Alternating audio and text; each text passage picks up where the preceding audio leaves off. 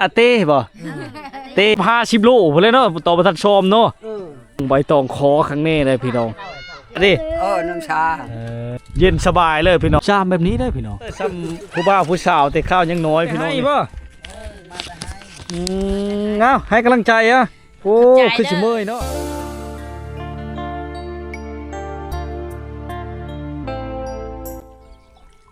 ครับทักทายสวัสดี FC ทุกคนนะ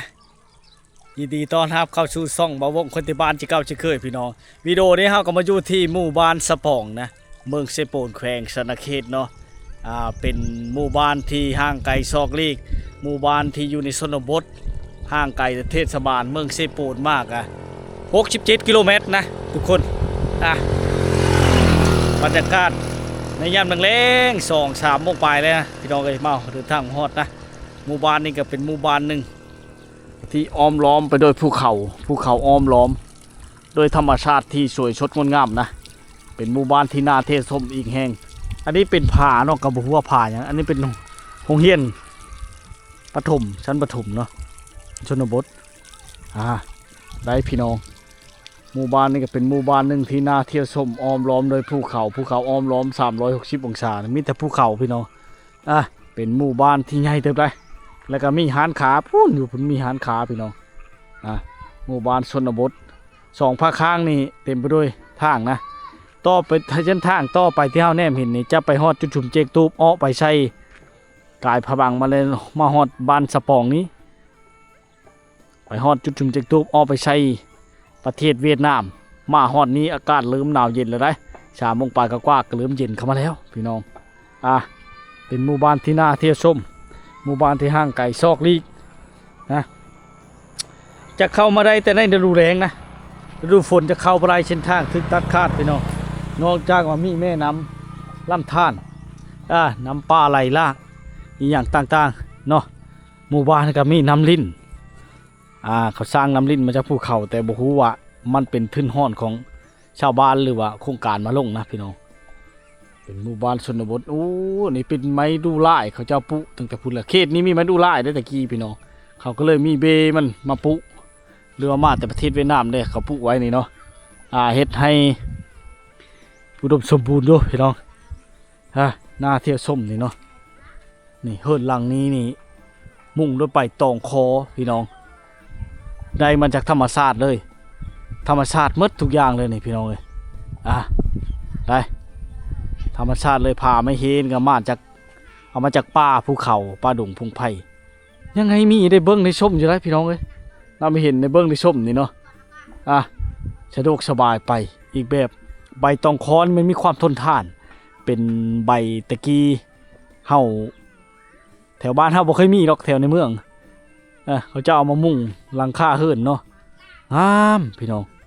และก็มันมีความทนทานได้เนาะพี่น้อง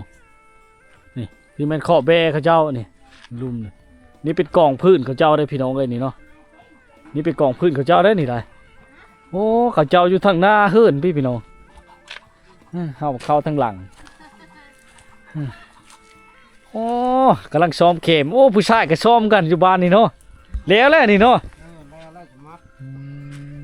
บ้านสวนสบายดีท่านก็ซ้อมกันเนาะโลเท่าเลยเด้โลเท่าไรเลยโล10,000 กีบโอ้หอดบ้านทำมันไก่เนาะเพื่อสิมาฮอดจ้าเพื่อนนะจ้ามามีมาได้จ้ามาได้มันได้พังมาได้ได้บ้านค่อยอื่นพังมามีตัวบ้านไทยกับมันเป็นตัวผู้มันบ่เป็นไม้ใหญ่มันจะช้ำนั้นแหละเลิงลงไปลงมาแล้วชำนี่เอาเข็มเนาะกุยลงมาใส่กระเป๋าเลยเนาะยามเช้าขึ้นแต่เช้าชุดเจ้านี่บ่ชุดเจ้านี่บ่ขึ้นเอานะชุมล่านี่บ่ขึ้นเอาเนี่ยเอาเข็มนี่เจ้าเองเลยผู้เลือเมยกับพักพรเนาะเลาะไปเลยพี่น้องเที่ยวชมบรรยากาศพยาบาลข้าเจ้าเนี่ยบ่พลาดบ่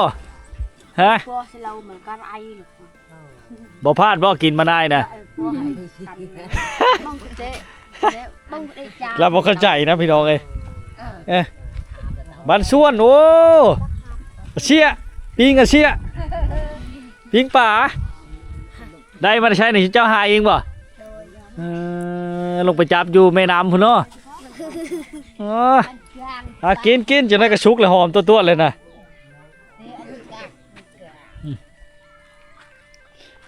มาเบิ่งเล่าชมเข็มนี่พี่น้องภาษาสิเจ้าเอิ้นไหนนี่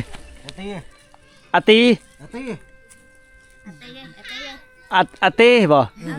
เต้เต้มันเป็นตีพี่น้องอาเต้โอ้ยเข็มหญ้าเข็มตีอาเต้เนาะเต้โอ้ยหายก็ขจีปตีกันลายประชาต่างประชาเต้พี่น้องเลยเต้ได้นี่เลยเขาพ่อค้าเวียดนามเนาะซื้อเนาะโอ้กระเป๋าได้ประโยชน์ได้พี่น้องเขาใส่อันนี้มานะพี่น้องเลยเต็มมาแล้วเลยเนาะมักนักมาในภูเขาพุ่นจากธรรมชาติบริสุทธิ์เองนี่โอ้เอาโดยธรรมชาติเลยไม่แต่ไปบนป้าบนไม้ไปเลยนะเนาะแต่ละมือเนาะใครได้กันเพียงแนวนี้อันนี้ไปขึ้นผู้อีกป่ะขึ้นผู้ขึ้นพาแล้วแต่เอาไปน้ำบ่ทันเนาะเอาบ่เคยเนาะโอ้ยพี่น้อยเจ้าไปชิดเจ้าโดยจะไปบ่รอดเนาะกับเขาโอ้ยบ่แพ้ชิดเจ้าเลยบ่เป็นครับไป2 กิโลก็เมื่อยแล้วหอบเลยครับเจ้าย่างขึ้นผู้ขึ้นพายเราเอาไปตากเลยพี่น้องเราเบิ่งเราตากก่อนพี่น้องเลยโอ้ตาบักคักหนึ่งเนาะนี่เนาะพี่น่ะพี่น้องเป็นชาวข้างนี้ได้แบบนี้เฮ็ดแบบนี้แล้วมันแห้งไว้เนาะ2-3 มื้อก็ขายโอ้2-3 มื้อก็ขายเธอว่าเจ้าอองมาเธอเดียวนะบ่นี่เต็มลานี่ได้เต็มชาวนี่ป๊อดเถอะพี่น้องได้รับ50 โลพุ่นเลยเนาะต่อประทัดชมเนาะชมแล้วก็สิประมาณยังเหลือแต่20ปลายเท่านั้นแหละ20ปลายโลนี่แหละโล10,000พี่น้องเอ้ยเพื่อสิได้เงินกีบนึงพอได้ซื้อมาพิษแปลงโน่เนาะเฮ็ดอย่างโบงบ่นำบางเฮิรนกันเนาะยกโบงเฮ็ดไม่นั่งเลยแหละขอบใจหลายๆไปก่อนบาดนี่นี่แหละบรรยากาศภายในบ้านเขาเจ้าเงียบสงบพี่น้องเป็นตาอยู่เป็นตาชมแต่ได้พี่น้องเอ้ยแต่เฮาได้มาเบิ่งมาชมนี่เนาะเมื่อก่อนเฮาไปชมชนนั้นมาวันนี้ชมชนนี้พี่น้องได้โอกาสเนาะมื้อนี้มุ่งใบตองคอข้างนี้เลยพี่น้องคือว่าหาเบิ่งหาชมในหญ้าในบ้านเฮามีแล้วแบบนี้บ่มีแล้วเฮ็ดโอ้ยนี่แหละสบายกว่าบ้านเฮาอีกมวยเงินก็ยังได้ใช้มันเย็นนี่สิ่งที่ได้ประโยชน์เนี่ยมันเย็นนี่ยามร้อนก็เย็นยามหนาวก็ธรรมดาโอ้ห่วงสีเข้าในบ้านเด้ยนี่เนาะบ่อนเจ้านั่งนี่พูดซากป๋อ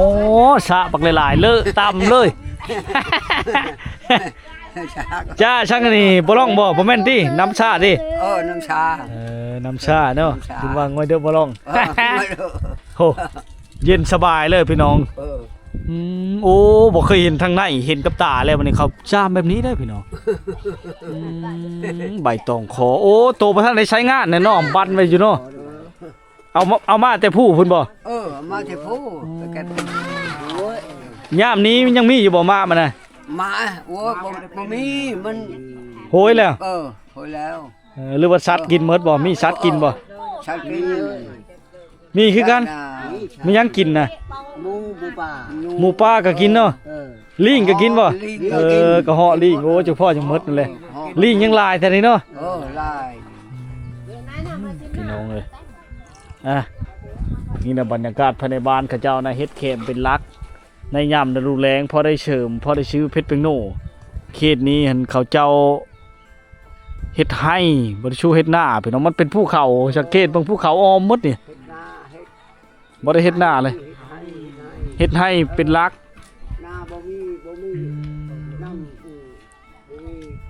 น้ำลิ้นอยู่บ้านพี่บ่มีบ่คือเห็นแต่อยู่นอกพุ่นน่ะมีคือกันเนาะมีเขาช่วยคันเทิงช่วย โดยพอได้แก่ไปเนาะบัดทางน้ำทางหยังบ่มีเลยแถวนี้เนาะมีแต่ต่อแต่หันมาซื่อ ต่อแต่ผู้จะผ้าพุ่นใส่ท่อ ๆมีบ่ห้ามันฉุกเฉินมันตันมันหยังก็มีบ่ท่อตันมีหยังน่ะบ่มีบ่ ท่อตันนะท่อกระตันเนาะไปกวด ได้ไปกวาดน้องเนาะบางเทื่อขี้เหยื่อมันตันเนาะ ขยืม ตันเยอะ ตันไปกวดโดยน้ำลิ้นไหลมาจากภูเขาอุดมสมบูรณ์พี่น้องบ้านนี้ก็เป็นหมู่บ้านหนึงเนาะที่น่าเที่ยวชมพี่น้องเอ้ยชนบทบ้านนี้ก็เป็นบ้านที่ใหญ่เติบเลยเป็นหลังเฮิรนเก่าแก่สงบสุขเป็นทางแดงว่าย่ามนี้จะเป็นขี้พุ่นนะพี่น้องเนาะชนหลายเขาจะเห็นรถจักรที่วันชวนนี่หมู่บ้านนี่ในบางเฮิรนก็ได้ห้องน้ำได้พี่น้องเลยเพิ่นก็เริ่มมีการพัฒนาเนาะพี่น้องเงียบสงบแต่เข้ามาบ้านนี่ถือว่าชุดยอดประทับใจในวิวธรรมชาตินี่แหละพี่น้องเข้ามาแล้วเลยคักอาลีคักกะโหลได้เฮิรนเขาเจ้าเนี่ยเป็นเฮิรนหลังเล็กๆน้อยๆความรู้ความมั่นของเขาเจ้าสังเกตเบิ่งเขาปัดหน้าบ้านหน้าเฮิรนเขาเจ้านี่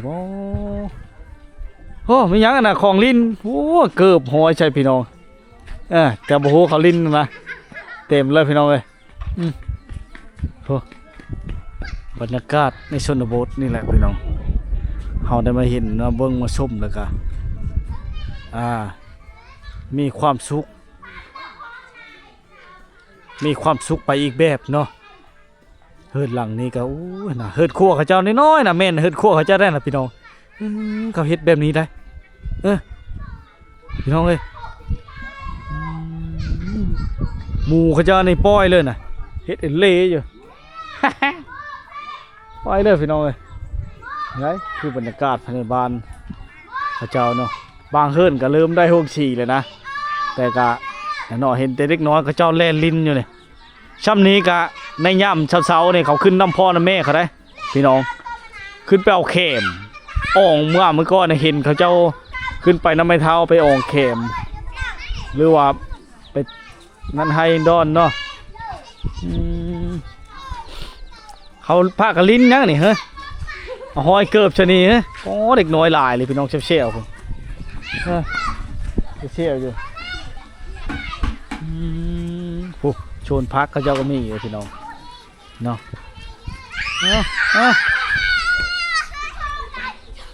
บันชวนผู้ชาวกมลบันชวนบ่ได้ไปใช่ป่ะมันนี่เริ่มมาเลยเจ้าเนี่ยฮะป้าเป็นตาเยอะหัวเลยพี่น้องลบไปเมื่อไหร่พี่น้องเลยวุ่นเป็นนั่นเลยคือป๊บอ้ายเมื่อไหร่นี่นายอ้ายบอกกินเนาะชื่อเลิกกมลฮะชื่อนักผู้ชายว่าชาผมท้องใช่ไหมเนี่ยย้อมผมมาใช้บ้านเน่าในกันมีชีย้อมป่ะบ่น่ะฮะเอ้าไปใช่ไหมตาดังยังเฮียนนี่บ่ผู้ชายยังเฮียนอยู่พอโรงเรียนวันนี้เลิกแล้วฉันนี่เนาะครับหน่อยเนาะชื่ออะไรผู้ชายฮะวันชาวชมโอ้ยเรียนมาพี่ดีกว่าให้อายเห็นหน้างามๆดีกว่าเห็นมางามจักปีแล้วอายุชำนี้12 ปีป่ะ12 ปีพระท่านได้ผัวที่ฉันนี่พระท่านได้เอาผัวที่จักปีบ้านเฮายังเอาผัวได้14 ปีขึ้นไปล้มบ้าท่านเป็นแล้วฉันนี่เนาะไปแล้วพี่น้องเราแบะพืชมาแต่ให้พี่น้องโอ้แบะมาแต่ให้พี่น้องเพื่อสิฮอดโอ้อีล่าอีเลือพี่น้องป้าเด้อเป็นกระตั้งนั่งพอได้หาคกต่ำเข้ากันนะพี่น้องเล็กน้อยกระเจ้าลินเชี่ยวอยู่ม่วนไปอีกแบบเลย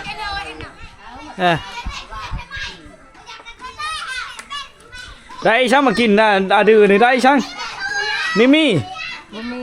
โหค่าโหนึงโอ้ยพี่น้องเลยเมยกับเมยเนาะแวะพื้นมาพร้อม นี่ได้ตั้งนั่งพอได้นี่โคกตำเข้านี่กันเนาะโอ้ได้ประโยชน์พี่น้องเอ้ย โอ้เด็กน้อยเขาจะเอาพากันเล่นลิ้นแช่วอยู่นะโอ้พี่น้องเอ้ยดูม่วนไปอีกแบบนะเยอะๆอยู่นี่เล่นในชนบทก็บ่ฮู้ว่าเขาลิ้นมะอีหยังนะแต่เขาลิ้นแช่วอยู่นะไปต่อยพี่น้องเอ้ยม่วนไปนํเขานี่โซนพักเขาเจ้าได้นำลิ้นมาจากภูเขาเอาน้ำลิ้นนะจนสามารถล่อเลี้ยงพักได้สื่อเลยปุกับสบายบได้มีการซื้อขายจังนะได้ประโยชน์หลายอย่างพี่น้องได้น้ำมาจากภูเขาน้ำลิ้นมาจากภูเขาเนาะนี่เราบรรยากาศภายในบ้านข้าเจ้านะเขาเข้ามาแล้วถือว่าเหมือนอยู่ในมุมโลกหนึ่งอีกต่างหากเพราะว่ามาเขตนี้นี่อากาศมันเริ่มหนาวเย็นแล้วพี่น้องอากาศมันเริ่มหนาวเย็นเนาะโอ้น้ำนี่มันไหลมาตลอดเลยน้ำลิ้นมาแต่ภูเขาเอาต่อมาแล้วปะไว้กลางบ้านนี้ปะไว้ในกลางบ้านนี้แหละเจ้าก็มาตักเอานี่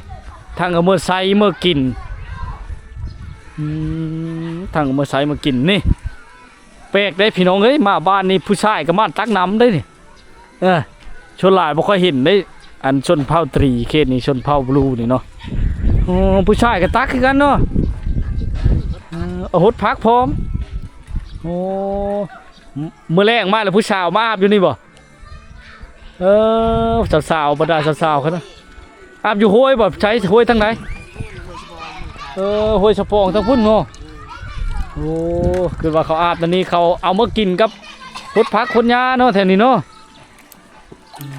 พี่น้องเลยแต่ซ้ำผู้บ่าวผู้สาวแต่ข้าวยังน้อยพี่น้องนี่ผู้สาวเป็นผู้ซ้อนนี่ผู้บ่าวผู้ปั้นชุดยอดเลยพี่น้องเลยอันนี้เป็นคุมโบมได้คุมระเบิดนี่พี่น้องปางสงครามนี่เขาบ่ได้ถมเลยเนาะในหน้าบ้านนี่พี่น้องในหน้าบ้านนี่เนาะมีหอย มีหดปูป่าหน้าน้ำนี่อุดมสมบูรณ์พี่น้องธรรมชาติเขตนี้นี่ยุ่งผมจะมีเลยเวลามานอนนี่พี่น้อง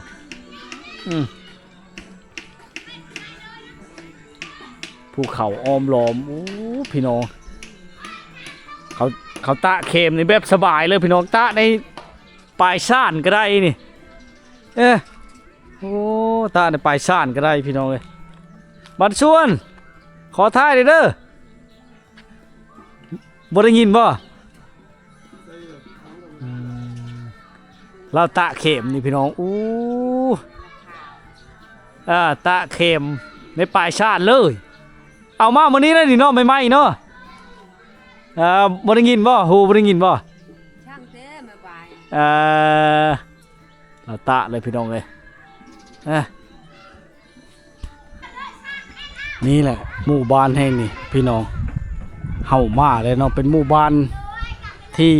ลายหลังค่าได้แต่กับเป็นบ้านที่แบบเก่าแก่บูห่านดังเดิมเฮาได้มาเบิ่งมาชมเนาะนี่แดดมาแล้วพี่น้องเริ่มอุ่นมาแล้วนะอากาศหนาวเย็นมาเขตนี้ต้องถือเสื้อกันหนาวมาพี่น้องเลยถ้าบ่ถือเสื้อกันหนาวมาโอ้อันตรายมันจะหนาวเลยหนาวมันจะฮ้อนมือเดียวกันเลยเนาะทางนั้นในรถทีไม้ปั้นอยู่ว่าฉันพี่น้องผู้ชายก็ป๊บเขาเจ้าอายกองบ่แม่นอายบ่าวผู้ไทยเนาะบ่แม่นอายบ่าวคนไทยบ้านนะเฮิ่นเขาเจ้าเป็นผาไม่เฮชงธรรมดาอันนี้คือสิแม่นห้องน้ำเขาเจ้าได้บ้านนี้ก็เริ่มเฮ็ดห้องน้ำแล้วพี่น้องเริ่มมีการพัฒนาได้ต่อไปจะได้ห้องน้ำอะไรต่อไปเนี่ยพี่น้องนะเขตนี้เนาะเล่นทางไหนดิสาวน้อยเนี่ยพี่น้องเลยเนาะนี่แหละบรรยากาศในชนบทถ้าเราได้มาเบิ่งมาชมแล้วก็ประทับใจอลังการไปอีกแบบนะพี่น้องนะถ้าได้ขนมมาแจกเขาเจ้านะก็ดีพี่น้องอันนี้ขนมบ่หลายเนาะแจกกับบ่พ่อกันเลยบ่กล้าออกบางใดเนาะเด็กน้อยเขาหลายพี่น้องเลยเนาะบรรยากาศในชนบทไกล มันกินเจ้าแช่วเขาเจ้าพัดได้อนี่เขามาบ่ท่านพี่น้องเขาเจ้าพัดเข้านะพี่น้องเฮ็ดนี่เจ้าพัดเข้านะไก่มันกินแช่วอยู่นี่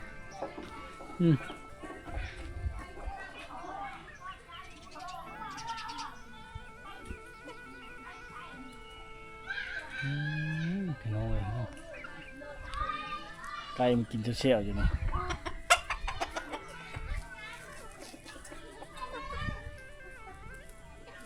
ยอดนี่เป็นบ้อนข้าวพัดเข้าเนาะแล้วไก่มันจะมาสะกินนะพี่น้องนะ